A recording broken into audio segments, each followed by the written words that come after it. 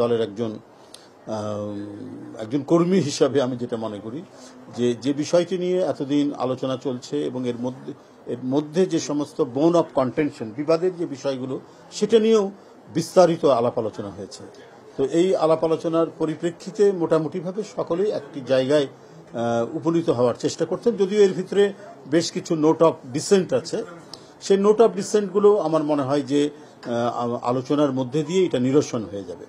এখন কথা হলো যে এই সনদের বিষয়ে যে গণভোটের যে ব্যাপারটা রয়েছে, দু একটি দল চাচ্ছেন তারা এটি আগে করার জন্য। তো এখন আগে আপনারা কখন করবেন? যদি জাতীয় নির্বাচন জুলাইয়ের মধ্যে হয়, প্রথম বা দ্বিতীয় সপ্তাহে হয়, কারণ ফেব্রুয়ারিতে রোজা শুরু হবে, তো নিশ্চয়ই রোজার আগে যদি করতে হয় তাহলে আমাদের ফার্স্ট উইক, তা না হলে সেকেন্ড উইকের প্রথম দিকে করতে হবে।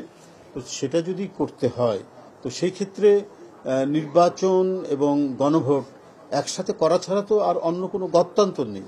আপনি এটা অক্টোবর শুরু হয়েছে এবং শেষের মাঝামাঝি হয়ে গেল অক্টোবরের, তো এটার তো একটা প্রস্তুতি, এটা তো একটা নির্বাচন, এখানে জনগণকে সম্পৃক্ত করতে হয়, বহুবিধ কাজ থাকে, বহু কার্যক্রম থাকে। তো এইটা করতে গেলে পরে এরপরে আপনি ফেব্রুয়ারির মধ্যে নির্বাচন করবেন কি করে? তো এটা একটা ধোঁয়াশা তৈরি করবে, এটা একটা বিভ্রান্ত তৈরি করবে। বরং এটা সবার কাছেই আমার মনে হয় যে গ্রহণযোগ্য, এবং আমি পত্রপত্রিকা যেটা দেখছি এবং পত্রপত্রিকায় যারা লেখালেখি করেন, কলাম লেখেন, তাদেরও আমি অভিমতগুলো দেখছি যে একই দিনে জাতীয় সংসদ নির্বাচন এবং গণভোট অনুষ্ঠিত হওয়াটাই বাঞ্ছনীয় বলে সবাই মনে করছেন। কারণ এটির আগে হলে পরে এটা তেমন সময়ও নেই, আর এটা যদি আপনার করতে হয় তাহলে জাতীয় নির্বাচনটা সেটি পিছিয়ে দিতে হবে। তো পিছিয়ে দেওয়ার তো কোনো কারণ নাই, কারণ প্রত্যেকেই মনে করছেন যে